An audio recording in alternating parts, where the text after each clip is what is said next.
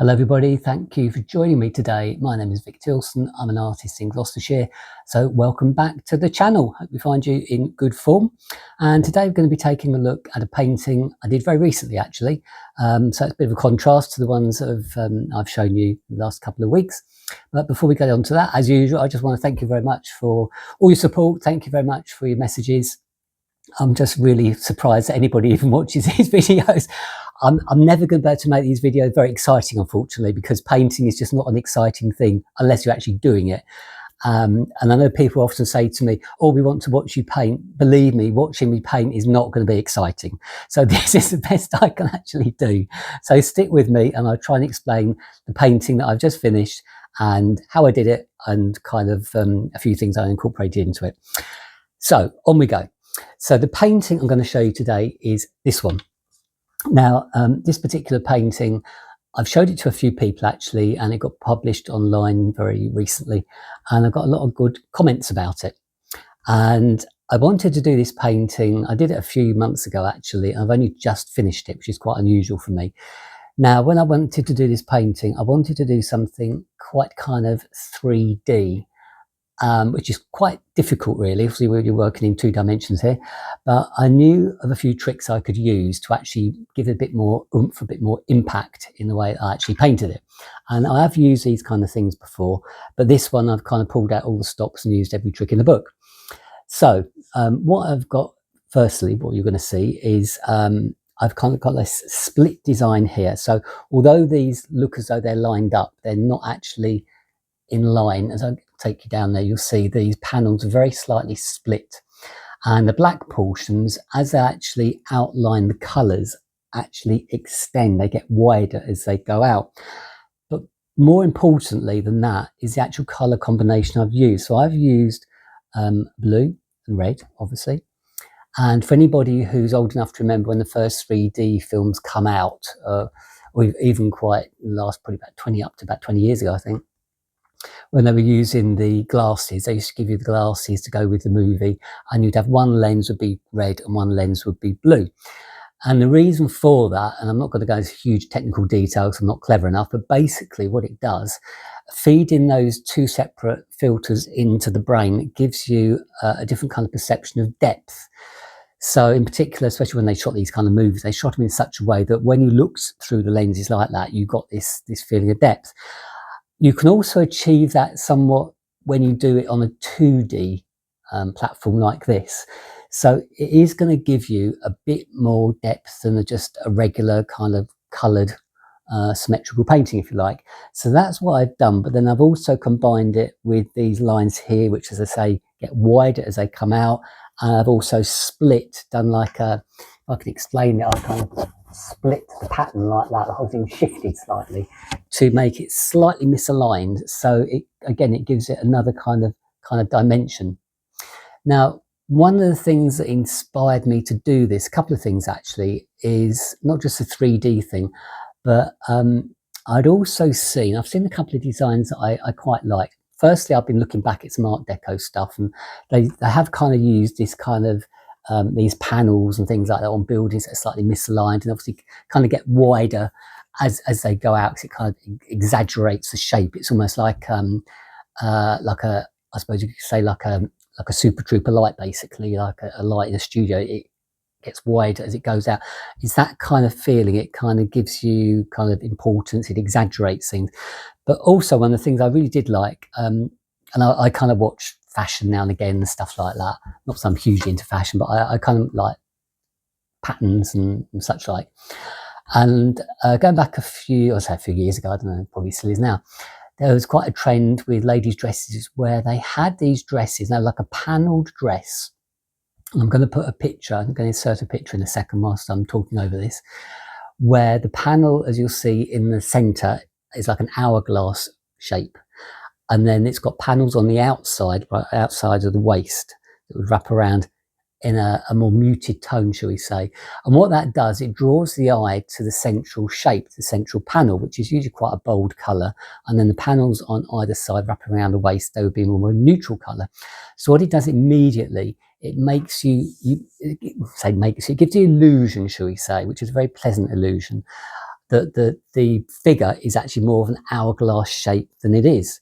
Very, very clever design, simple, but very, very effective. And I kind of wanted to use that in a similar way in this painting here by kind of splitting these sides, shifting them slightly to give you a slightly different perspective. Whether I've actually achieved that or not, you can judge. So that was the kind of thinking behind it. Now this side here, as you can see, is totally grey. So I'm just going to show you close up on that one.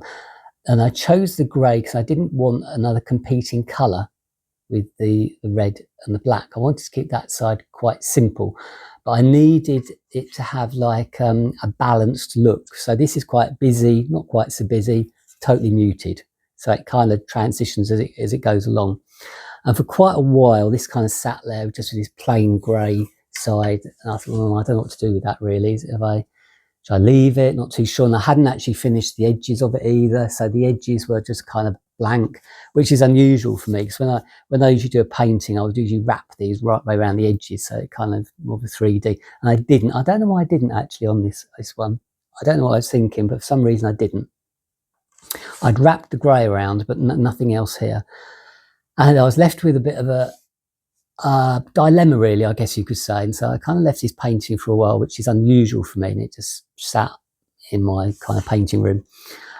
And then I thought I'm going to have to go back to it and finish it. So I had a couple of choices. I could have either gone back and extended the design around the edges, which perhaps is what I should have done in the first place, but I didn't. And I didn't want to do that, mainly because firstly it's going to be incredibly difficult to get this wraparound design to go in right way along there and match up. But also, painting's a weird thing. It's especially, I'd say more so with abstract than landscapes and stuff like that. Time kind of moves on. If you go back to something you did months and months ago, you kind of can't pick up. You're not in the same frame of mind.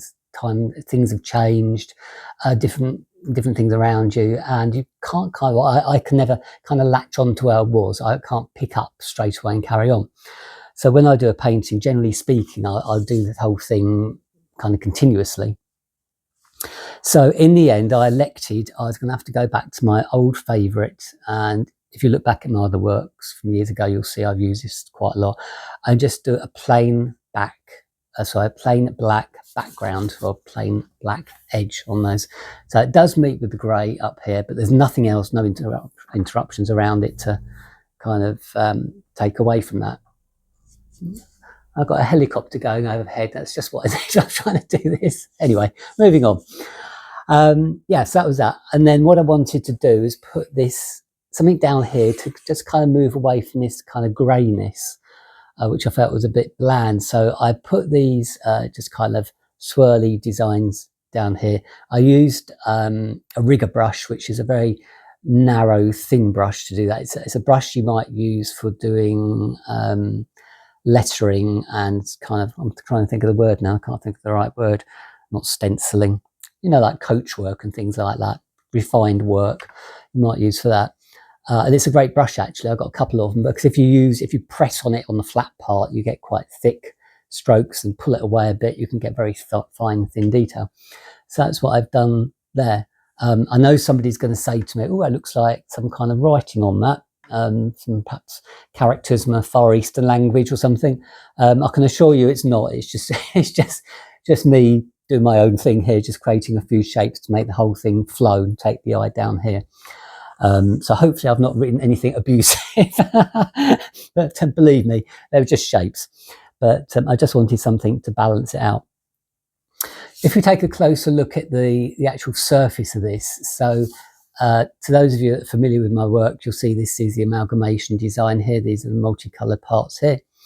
And these are, it's quite a complicated way to mix the paint. So although it's mixed, it's not mixed, if you know what I mean. So you still retain these kind of parts that kind of flow together.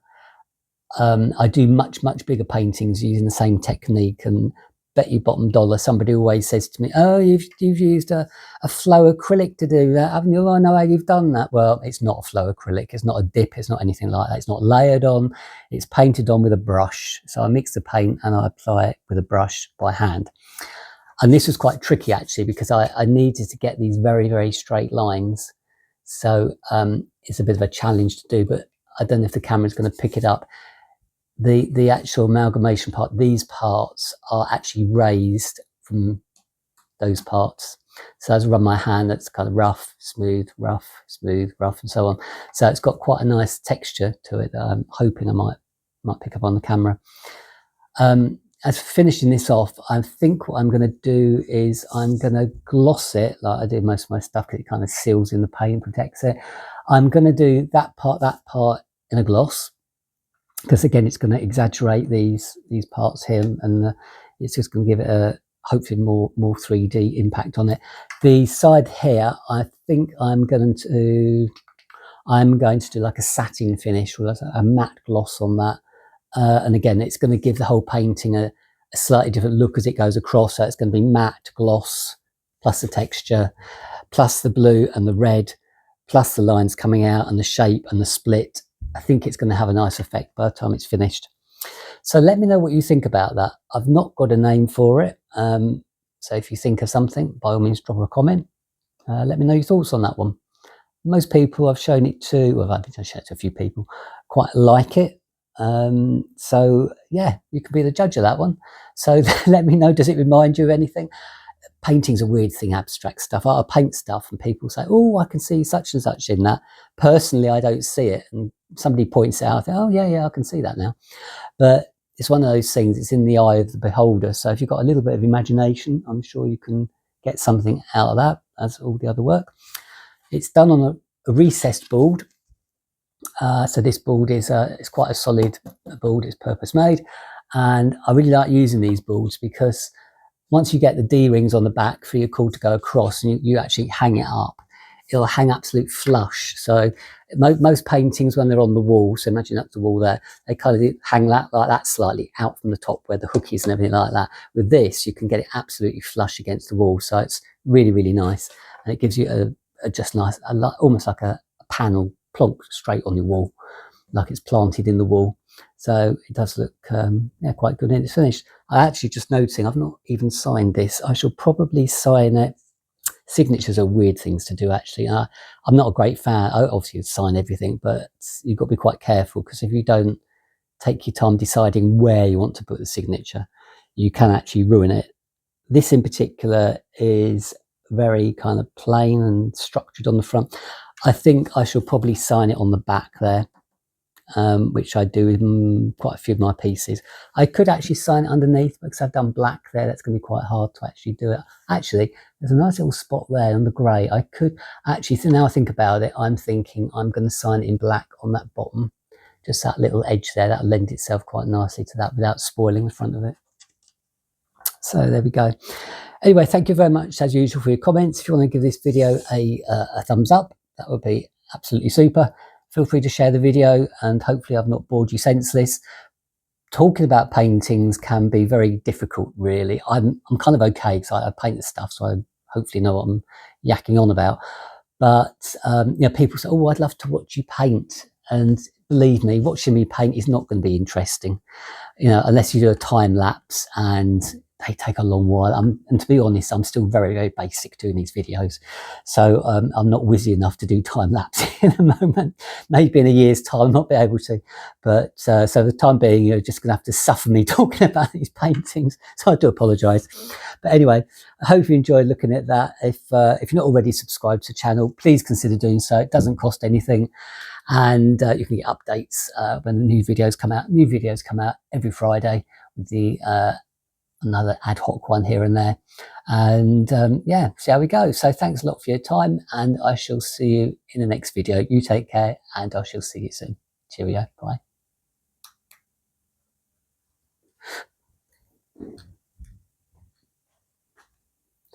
And we just have to pray to God that I got all that in.